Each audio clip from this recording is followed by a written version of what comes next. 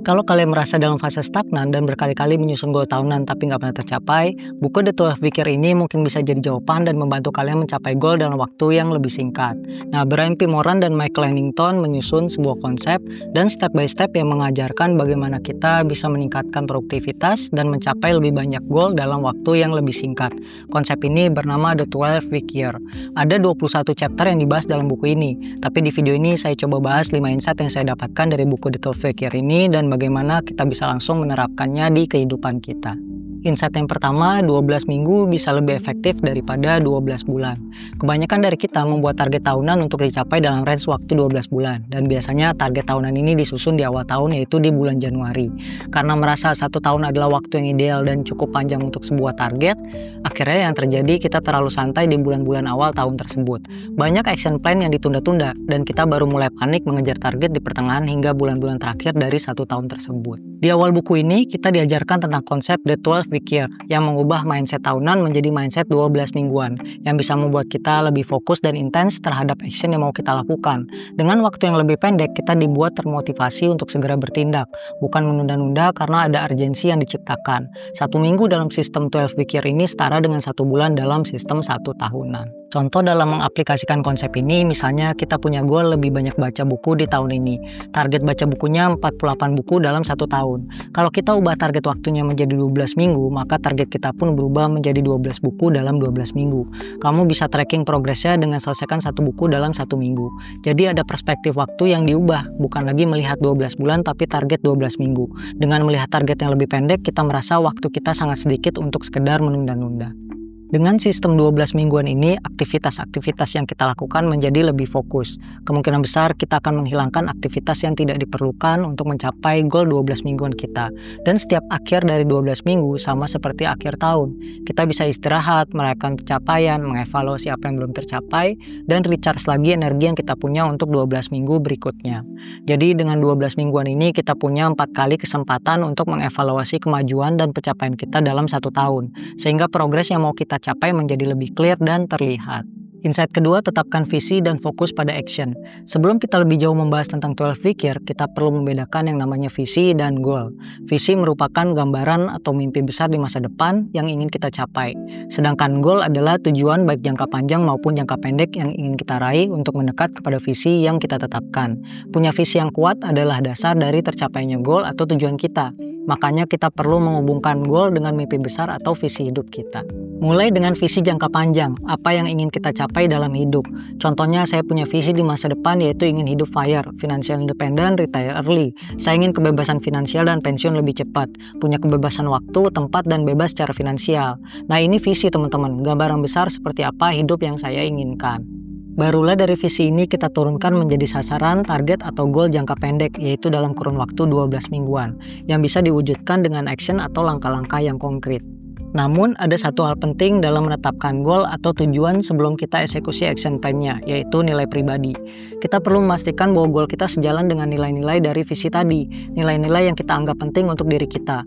Karena nilai inilah yang menjaga keterikatan emosional kita dengan tujuan kita. Jadi motivasi dan keinginan kita untuk action secara terus-menerus akan terjaga hingga goal dan visi kita tercapai. Kita bisa membagi goal untuk mencapai visi kita ke dalam 3 kategori. Goal jangka panjang 5-10 tahun ke depan, jangka menengah 3 tahun ke depan, dan jangka pendek 12 minggu ke depan.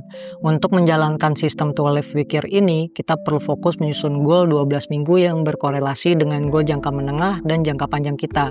Kemudian kita membuat action plan mingguan selama 12 minggu ke depan. Sistem 12 Week Year ini mendorong kita untuk punya execution system yang jelas, yang mana execution system ini terbagi menjadi 4 tahap. Yang pertama, tentukan 1-3 goal utama untuk 12 minggu, jangan lebih dari 3, agar kalian tetap fokus. Yang kedua, buat action plan spesifik per minggu, apa yang harus dikerjakan agar mendekati goal tersebut.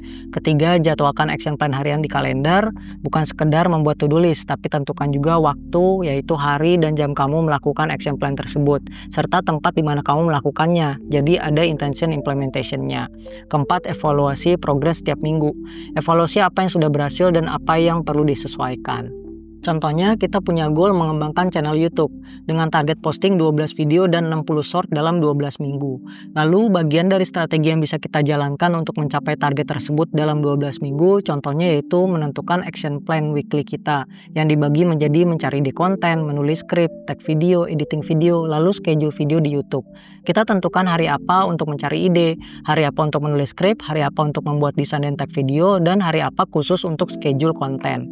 Nah, ada satu hal yang membedakan antara seseorang yang berhasil mencapai goalnya dan yang tidak berhasil mencapai goalnya, yaitu execution. Kalau ada dua orang yang memiliki goal yang sama, punya strategi dan action plan yang sama, tapi yang satu berani mengambil langkah untuk selalu mengeksekusi atau melakukan action-action yang sudah di planning, suatu saat orang ini akan sampai di tujuannya, dibandingkan orang yang punya strategi yang sama, action plan yang sama, tapi dia tidak lakukan apa yang sudah di plan. Ini yang membedakan kenapa orang yang keep moving tetap menjaga momentum untuk terus bergerak, dia akan sampai di tujuannya, cepat atau lambat. Apalagi kita yang sudah punya plan yang baik, kita ikuti action plan kita, insya Allah target kita akan cepat tercapai. Insight ketiga, accountability dan weekly scorecard. Sebelumnya kita sudah punya visi, goal, dan action plan. Maka insight ketiga ini lebih ke bagaimana kita mengukur dan menjaga action kita agar bisa terus berkelanjutan. Cara paling efektif yang diajarkan di buku ini adalah track progress harian dengan membuat weekly scorecard yang nantinya bisa kita cek setiap akhir minggu. Kenapa kita perlu menggunakan scorecard ini? Karena biasanya kita hanya fokus ke hasil akhir. Misalnya tadi kita punya goal posting video dan short di YouTube. Kalau dilihat kita butuh 1 video dan 5 short per minggu. Tapi progres harian untuk mendapatkan 1 video dan 5 short ini yang kadang terlewat untuk kita ukur dan pantau progresnya. Contoh action yang harus kita jalani tadi, mencari ide konten di hari Senin, menulis skrip di hari Selasa, Rabu, tag video di hari Kamis, lalu editing video di hari Jumat, dan schedule video di hari Sabtu. Aktivitas inilah yang perlu kita masukkan ke scorecard dan di checklist jika kita sudah menyelesaikan di hari tersebut. Bentuk scorecard bisa kita sesuaikan dengan kebutuhan kita. Yang terpenting bisa membantu kita untuk track progress setiap hari. Jadi scorecard yang berupa metrik inilah yang mengukur tindakan dan action yang kita perlukan untuk mencapai goal kita. Karena sukses dan tercapai goal nggak datang tiba-tiba, tapi ada habit kecil yang dilakukan dan diukur setiap minggunya. Hal ini yang sering terlewat sehingga banyak dari kita yang gagal mencapai tujuan akhir, target, atau goal kita. Jika kita sudah mulai menjalankan sistem scorecard ini dan menemukan skor yang rendah pada 1 minggu, artinya ada yang perlu diperbaiki segera.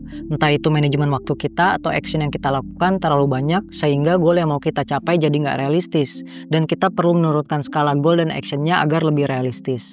Jadi setiap minggu kita bisa segera evaluasi dan perbaiki hal yang kurang berdasarkan scorecard yang sudah kita buat. Insight keempat, manajemen waktu dengan time blocking. Salah satu alasan kenapa kita sering gagal mencapai target kita adalah karena waktu yang terbuang sia-sia. Kita sering terlihat sibuk tapi sebenarnya nggak produktif. Nggak ada hasil nyata yang kita kerjakan yang sejalan dengan target atau goal kita. Dengan sebelumnya kita sudah punya scorecard, kita sudah tahu apa yang mau kita lakukan dan di hari apa kita melakukannya. Tapi kita belum menentukan waktu secara spesifik, jam berapa kita mengerjakan task kita di hari tersebut. Disinilah pentingnya time blocking. Kita perlu blok waktu atau alokasian waktu secara spesifik untuk task yang mau kita kerjakan sesuai scorecard kita. Contoh tadi, di hari Selasa dan Rabu kita akan melakukan scripting video. Di hari tersebut kita harus blok waktu kita. Misalnya kita blok 2 jam untuk scripting, jam 5 pagi hingga jam 7 pagi atau jam 9 malam hingga 11 malam. Buat saya ini adalah 2 waktu yang paling enak banget untuk scripting. Kalau kita sudah blok waktu, kita perlu pastikan bahwa yang kita kerjakan hanya 1 task tersebut. Jangan multitasking, agar kita benar-benar fokus dan tugas kita di hari itu pun selesai. Itu tadi contoh time blocking untuk 1 task. Dan lebih baik lagi kalau kita juga menerapkan time blocking di daily life kita.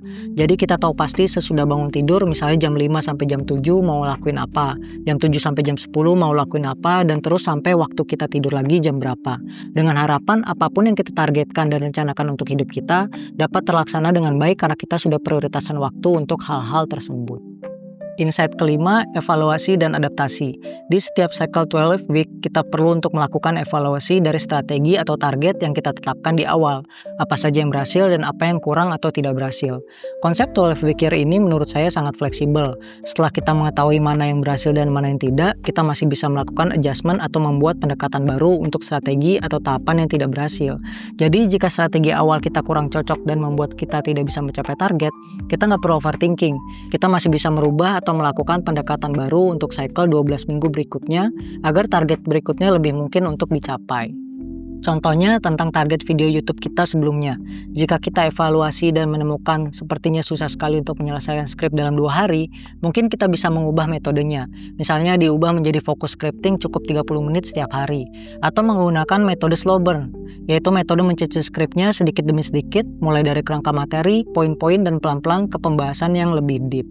Nah, tujuan dari mengevaluasi dan adaptasi ini agar target dan goal kita tetap tercapai. Ketika kita tidak berhasil atau stuck terhadap satu hal, kita terus mencari jalan keluar, strategi, dan planning agar target kita tetap bisa dicapai. Jadi kita beradaptasi dengan problem yang kita hadapi dan mencari solusi yang membuat kita untuk keep going. Kita bisa memberikan waktu hingga 1 minggu untuk evaluasi progres cycle 12 minggu yang sebelumnya kita jalani. Sembari kita refresh dan menyusun strategi baru untuk 12 minggu berikutnya. Buku The 12 Week Year ini menawarkan pendekatan yang sangat praktis untuk mengelola waktu dan mencapai tujuan. Dengan melakukan planning secara periodik menjadi 12 minggu, kita dibuat lebih fokus, lebih disiplin, dan lebih cepat mencapai hasil yang sebelumnya membutuhkan waktu 1 tahun penuh. Jadi kalau kalian sering merasa stuck atau nggak bisa mencapai goal besar, coba ubah mindset kalian. Jangan pakai sistem tahunan yang bisa membuat prokrastinasi. Coba ubah menjadi 12 minggu. Mulai dari satu goal utama dalam 12 minggu ke depan, lalu buat weekly action plan untuk eksekusi dengan disiplin. Semoga 5 insight dari buku The 12 Week Year ini bisa memberikan manfaat buat teman-teman semua. Terima kasih sudah menonton video ini sampai habis dan see you in next video.